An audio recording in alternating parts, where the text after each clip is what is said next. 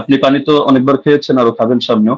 পানি খাওয়া খাওয়া শেষ করে আপনি মজলিস শেষ করে আপনি প্রয়োজনে দেখেন যে ইয়াহিয়া বিন সাঈদ কাত্তানের মতো ব্যক্তি বারবার যে বলছেন, বা আব্দুল আজিজ বিন মোহাম্মদ দারাওয়ারদির কথা বলবেন, যাদের কথাই আপনি বলেন তাদের রেওয়ায়াতগুলোর মধ্যে আদেশ করেছেন এই শব্দটা আছে কিনা।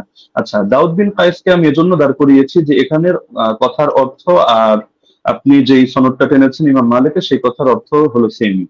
আর এই যে সনদটা ইমাম মালিকের সনদে যে কথাটা আপনি টেনেছেন, এটা বিভিন্ন কিতাবে আসলেও কিন্তু কারোর সাথে কারো তো মিল নেই। মূল কথা তো এটাই রেওয়ায়েতের।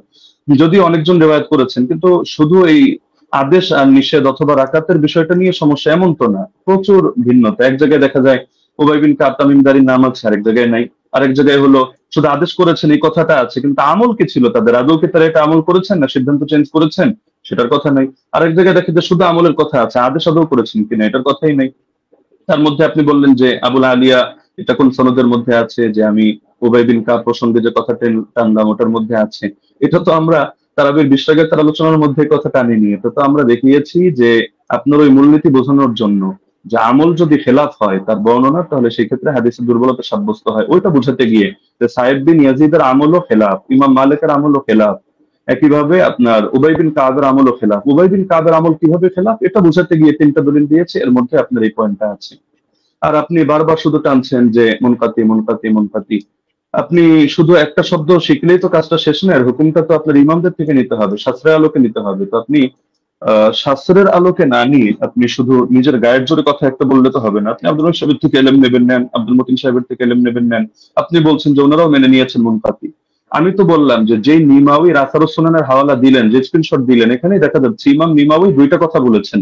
তা আপনি কি বলবেন যে নিমাউই এক পাগল, আগের লাইনে বলে এক কথা পরের লাইনে বলে আরেক কথা? আগের লাইনে বলে আসছে মুরসাল, পরের লাইনে বললো যে না এগুলোকে মুরসাল ধরা হয় না, মুত্তাসিল ধরা হয়। তো বলেন ইমাম নিবাবী একটা পাগল যে তিনি আসারুস সুনান এই কিতাবের মধ্যে মূর্খতার পরিচয় দিয়েছেন? না, এখানে আপনাকে বুঝতে হবে যে আমি এই শব্দও বলেছি, একটা জাহেরি বিবেচনা, একটা হলো হাকিকি বিবেচনা।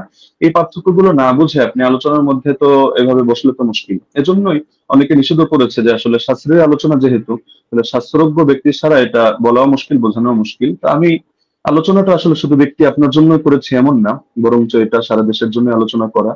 যদিও আমরা জানি যারা দলান্ধ, উভয় পক্ষে আমি আপনাকে ইন্ডিকেট করে কোনো খারাপ কিছু মিন করছি না, দলান্ধরা কখনো তাদের মাসলা পরিবর্তন করে না। এটা জিবরিল আমিন যদি নাজিল হয়ে বলে তাও করবে না, এটাই দুনিয়ার আমাদের স্বাভাবিক অভিজ্ঞতা।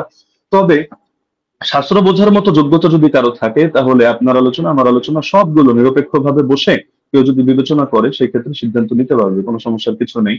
এটা নিয়ে আলাদা করে আমারও মন্তব্য করার কিছু নেই, আপনারও মন্তব্য করার কিছু নেই। মন্তব্য এটা জাতি করবে। এখন আমি যদি গায়ের জোরে একটা মন্তব্য করি, আপনি যদি গায়ের জোরে একটা মন্তব্য করেন, এটা ঘুরে ফিরে সে চর্বিত চর্বণ কথাই হবে। এটা জাতি তারা রিভিউ দিতে পারবে, তারা এই আলোচনা করতে পারবে। আর আপনি ইমাম মালিক রাহিমাহুল্লাহ সূত্রে ইবনুল কাসেমের থেকে যে বর্ণনাটা আনলেন, আমি তো এটা বলেছি যে এটা নিয়ে যদি আপনি আলোচনায় বসতে চান তাহলে স্বাগতম আপনাকে। আমরা কত শত আপনার রেফারেন্স দরকার আমরা দেখিয়ে দিব যে ইমাম মালিক রহমতুল্লাহ আলাইহি থেকে স্যার দুইটা মত আছে।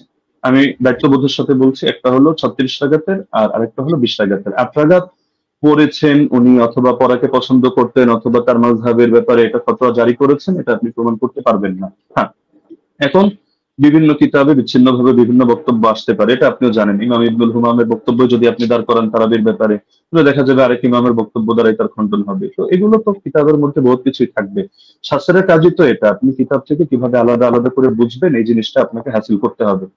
আর আপনি যে কথাটা বললেন মুরসালের হুকুমটা সহিহ মুসলিম থেকে, যেহেতু সময় প্রায় শেষ আমি এটা বলার সুযোগ নেই, আমি আপনাকে রেফারেন্সটা দিয়ে দিচ্ছি। শারহ ইলাল তিরমিজি 1 নম্বর খণ্ড 543 পৃষ্ঠা থেকে আপনি এটা দেখে নেবেন যে আসলে এই মুরসালকে ঢালাওভাবে অগ্রহণযোগ্য কিনা। না, অগ্রহণযোগ্য না, এই কথাটা একটা বেদাতি কথা। তো এটা কিভাবে কি আমি আর সময় নিচ্ছি না, আপনি দেখে নিয়েন শারহ ইলাল তিরমিজি থেকে। জাযাকুমুল্লাহ, উহিব্বুকা ফিল্লাহ। আসসালামু আলাইকুম ওয়া রাহমাতুল্লাহ। জি, আপনাদের দুজন